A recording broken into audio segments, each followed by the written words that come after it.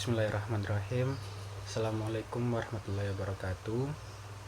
Yang kami hormati selaku dosen pengampu akuntansi keuangan menengah 1 Ibu Tantina dan teman-teman sekalian, izinkan kami dari kelompok B untuk menjelaskan jawaban dari soal-soal yang telah diberikan. Kemudian berikut merupakan kelima anggota kelompok kami. Saya Siti Nurjalika dengan NPM 240130100203. Di sini saya akan menjelaskan instruksi soal bagian 1A. Jadi, dalam soal diketahui pembayaran kepada perusahaan konstruksi selama tahun 2023. Yang pertama, diketahui 1 Januari 2023 sebesar 210 juta. Selanjutnya 1 Maret 300 juta, 1 Mei 540 juta, 31 Desember 450 juta.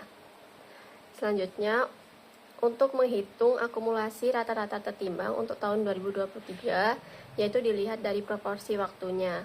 Dari 1 Januari ke Desember itu 12 bulan. Jadi periode kapitalisasinya 12/12. Untuk akumulasi rata-rata tertimbangnya yaitu 12/12 dikalikan dengan 210 juta.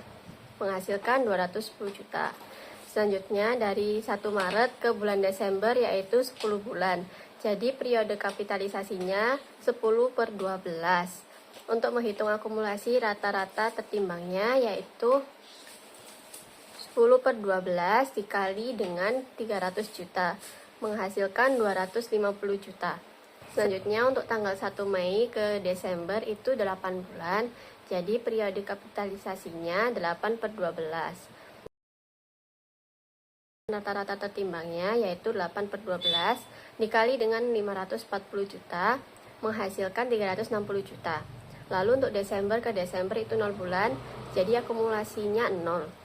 Untuk total akumulasi pengeluaran rata-rata tertimbang tahun 2023 yaitu 820 juta.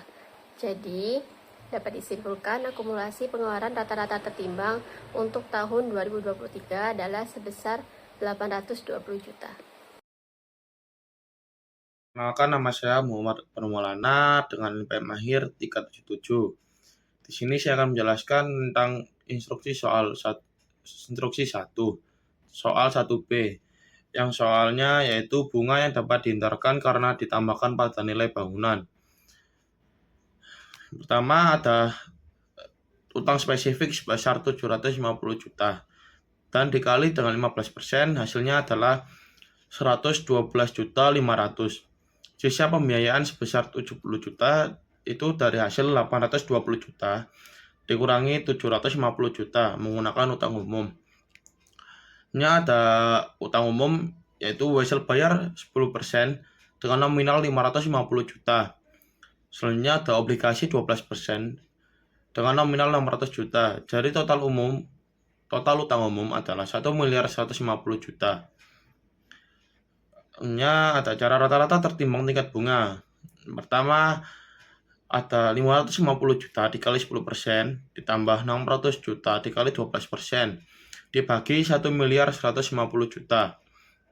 Jadi hasil dari 550 juta dikali 10% adalah 55 juta ditambah dari hasil 600 juta dikali 12% yaitu 72 juta dibagi 1.150 juta. Jadi hasil dari 55 juta ditambah 72 juta yaitu 127 juta dibagi 1.150 juta. Hasilnya yaitu 0,1104 atau 11,04%. Jadi bunga atas sisa yaitu sebesar 70 juta dan 70 juta dikali 11,04% yaitu 7.728. Jadi total bunga yang dapat dihindarkan adalah 112.500 ditambah 7.728 dengan hasil 120.228.000. Perkenalkan, saya Skar Rifinazato dengan NPM 22013010015. Di sini saya akan menjelaskan soal 1C yaitu total bunga yang dikeluarkan. utang Tiny Ten yaitu bunga 15% dengan wesel bayar 3 tahun untuk pembelian tanah dan pembangunan gedung tanggal 31 Desember 2022 dengan bunga dibayarkan setiap tahunnya senilai 750 juta per tanggal 31 Desember. Yang kedua ada bunga 10% wesel bayar 5 tahun tanggal 31 Desember 2019 dengan bunga dibayarkan setiap tahun pada tanggal 31 Desember senilai 550 juta.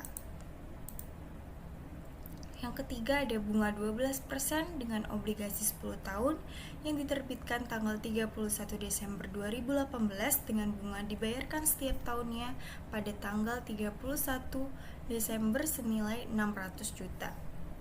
Cara menghitungnya itu kita bagi dulu wesel konstruksinya dengan bunga 15% dikalikan dengan 750 juta sehingga hasilnya yaitu 112.500.000.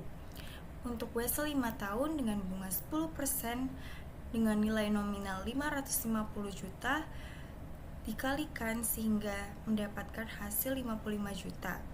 Untuk utang obligasi 10 tahun dengan bunga 12% dikalikan dengan nominalnya yaitu 600 juta sehingga didapat 72 juta. Sehingga totalnya yaitu wesel konstruksi ditambah wesel 5 tahunnya dan obligasi 10 tahun yaitu 239.500.000. Halo, perkenalkan nama saya Zelam Muhammad Rizky dengan NPM 24013010056. Di sini saya kebagian untuk membuat contoh soal akuisisi yang 2A.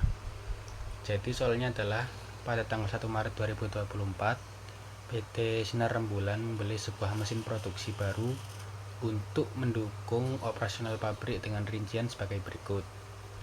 Rincian biayanya yaitu yang pertama harga pembelian mesin seharga 1,2 miliar, kemudian biaya pengiriman dengan harga 50 juta, kemudian biaya instalasi dan uji coba sebesar 80 juta, kemudian biaya konsultasi teknis sebelum digunakan sebesar 20 juta, kemudian yang terakhir yaitu diskon pembelian jika dibayar tunai sebesar 30 juta.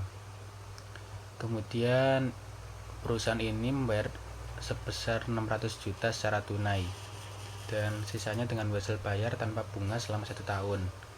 Kemudian mesin mulai digunakan pada tanggal 1 April 2024. Kemudian kita diminta untuk hitung total perolehan mesin harganya.